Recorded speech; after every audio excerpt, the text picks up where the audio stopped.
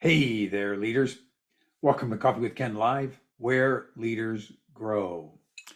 Yeah, we had a death in the family, so I had to send a recording this week. Don't worry, I'll be back live again next week. So, why do or would people want to work for you? If you answered, because they need a job, well, that's not the same as they want to work for you. If needing a job is their only parameter, there are currently over 11 million jobs open and only about half that number of people available to fill those positions. And that's just here in the US. So, why would they choose you over a competitor? And that's getting to be a pretty tough issue. Add in the fact that it's not just the open jobs that need to be filled. As leaders, we must also be concerned about ensuring we keep those who are really good at what they do and committed to doing the best they can. And sometimes leaders, I can't believe I'm even going to say this, but they believe that any warm body is better than nothing. That's really a sad time. So, have you processed and calculated the actual cost of turnover? It ain't cheap. Maybe because the economy pulled through the pandemic incredibly, and you made deals, signed contracts well beyond your capability to fill those orders, and now are in a bind because you can't find the staff you need to meet those obligations. True for you or others you know? Why do? Why would someone want to work for you? To retain top talent as much as triple productivity, become a respected fixture in your organization without feeling like an ogre, you must be the role model of the behaviors you desire from your team. Yes, this is shift number 1 out of the 5 shifts we've been addressing. Are you that role model? How do you know? Well, can you just ask your team and expect a completely honest answer? You know, some might believe that if someone has no incentive to lie or cover up the truth, you should be able to believe what they say. Not a bad thought. But survey says even those who leave organizations typically share on their exit interview their reason for leaving is better pay at a new job. Huge percentage of those claim when they're talking with third-party interviewers, saying I left for more pay is easily accepted. Telling them they suck as a boss would just cause problems. And most people don't want problems. So they'll tell you what you want to hear, not necessarily what you need to hear.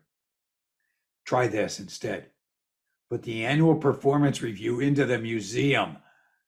Now, if you don't have the power or can't convince the powers that be to shelve it, I recommend this. Instead of relying on exit interviews, it's a little late at that point. Try conducting periodic staying interviews. If you want, we can discuss what might be the best period between those staying interviews for you. The questions don't have to be overly complicated. Ask simple, open-ended questions like, what could we do better? Be prepared for the response. It may not be anything like you're looking for, and it may run the gamut. I mean, we're talking about getting the most out of our team, but what a better way. Who's really in the trenches, knowing exactly what's happening with all the vendors and all the clients or customers? Yeah, your team. Now, be prepared for the response. At first, you might get a strange look. Not a good sign. If you get one, that's a good chance it's because you haven't adopted shift number 1. You see, to get the benefits of a team, you have to adopt a culture that relies on the team. You may have heard the explanation of the acronym TEAM. Together, everyone achieves more. Sounds great. And I subscribe to it, by the way. But So many do this the wrong way. They hang a poster on the wall with that saying. Not going to work well unless you believe it and you live it. That's being that role model. It's a piece of being that role model. Okay. Struggling leaders often wonder why their team isn't producing to their capability. They also wonder why team members leave, especially the best and the brightest. Let's talk about some reasons to consider what I'm recommending. What would you guess are the top causes of low productivity? As reported by Harvard Business Review, and if you don't get that publication, I recommend you do.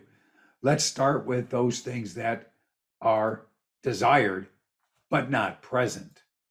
What might those be? Maybe a sense of belonging. Wait a minute. Not more money? Not more benefits? No. It's that simple. A sense of belonging. Next, recognition. Wait a minute. These don't match.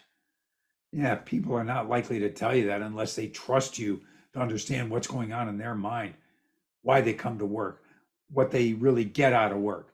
It's a lot more. Do not try to not pay them or cut their pay without problems that will ensue or their benefits. But these things that we're talking about are some of the top reasons that people desire, but they're not present. The pay is present. People think that pay is a motivator.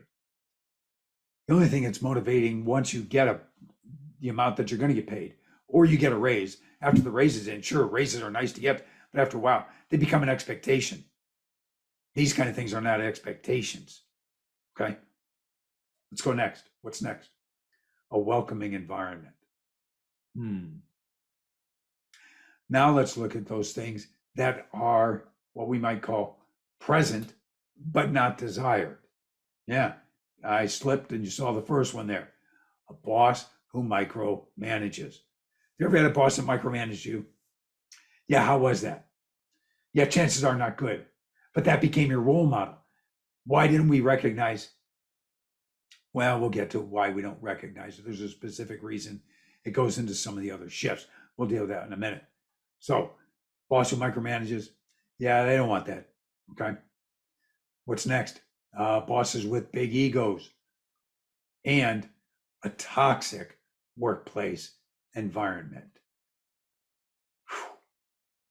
So let's look at the other thing that we're talking about, because primarily the two biggest issues that face most leaders are low productivity and high turnover, when they absolutely need the opposite. Last week, we talked about the problems in the economy right now. We've got low productivity, and we talked about turnover, but we talked about it from the perspective of increased labor costs. Well, one of the big increases in labor costs is high turnover and dealing with that. So let's look at this. High turnover. Okay. Here's a list reported by teambuilding.com. Now, I got to give a caveat to this. The list would be much longer, but many on the full team building list were already stated for the reasons of low productivity. So there's connectivity between these lists. So here we go. Ready? Absence of camaraderie. People love working together as a team. You ever work as a team, maybe as a kid even, on a sports team where everybody worked together to achieve a common goal? Yeah, that doesn't change when we become adults. And this one is relatively new within the last couple of decades or so, but it's becoming apparent that we need to do what we can to overcome diversity deficiencies. Now, I'm not telling you to hire people because they look different or sound different than others. I'm telling you to hire people that have great qualifications, even though they may look different than you or sound different than you. And that's one of the things. We'll talk about my pillars for success in a little bit. One of the absolute pillars for success in any country. And I think we're losing it in this country. And that's high quality education. I'm not sure that we are the best of the best anymore. We need to do something about that. I'm not saying it's necessarily the teacher's fault. I'm saying it's our fault for not getting as engaged as we should, to make sure, because we as business leaders need those people with great education. So we need to do what we need to do to make sure it happens. All right, there's a third one on this cause of high turnover list. We talk about it quite a bit on Coffee with Ken, and that's a poor workplace culture. That's actually the starting point. When I'm working with clients, that's the first thing we do is we measure, and then we do what we need to make sure that organization has a culture that breeds excellence. If you aren't a reflective person, and yes, I know you don't think you have time to be reflective, but if you truly want to achieve your dream and you need a team to help you get there, you need to find something less important that you get rid of and make time for reflection and introspection. On the list we just reviewed, how many of the items covered have been sore spots in your professional life before you were in a position of authority? If I rank the positions I've held over the 5+ decades I've worked, I can't rank order each position related to just these factors, because some of them, they were okay and I just accepted whatever it was. And others, I've had some great bosses. 3 I can think of just off the top of my head as we're sitting here chatting.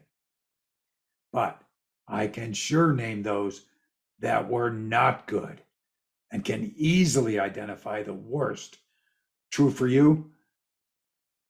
Every item on this list, I know I would have submitted to a surveyor as what's wrong with those organizations or bosses or both. And the people I've talked with would say, yep, that works for me too. Plus, how hard would it be? How much would it cost to turn these problems around? That's right, not much. So what's holding you back?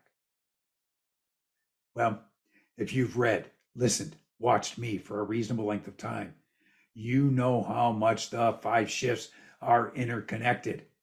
Many bosses know great results should be possible, but don't know how to make it happen, which is why you need to follow all the 5 shifts.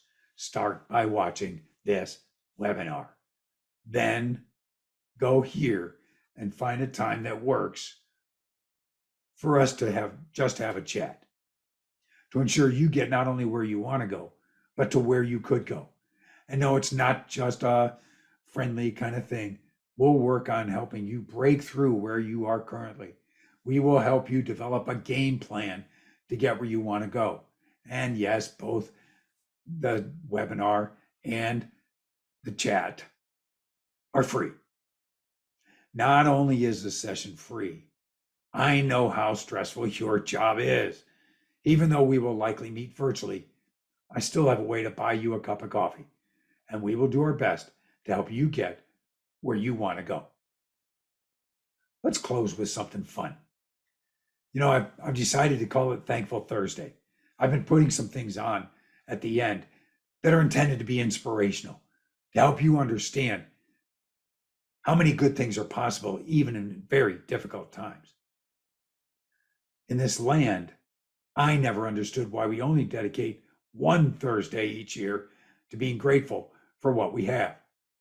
Not just stuff, but opportunities, and more importantly, the role models that inspire us to do great things ourselves.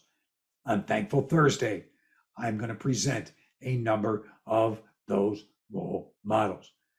I want you to start believing that great outcomes are possible in difficult times. So here's Thankful Thursday, the story today. As much respect as I have for naval aviation, they weren't the first Top Guns. I'll bet most, maybe all of you, would never guess when the first competition took place. And none of you would guess the special significance of the 4 winners of the first Top Gun. Wasn't called that at the time, but that's exactly what it was. Well, folks, let's take a look. Alva Temple, James Harvey and Harry Stewart, along with the alternate pilot, Albert, have the honor of being America's first Top Guns.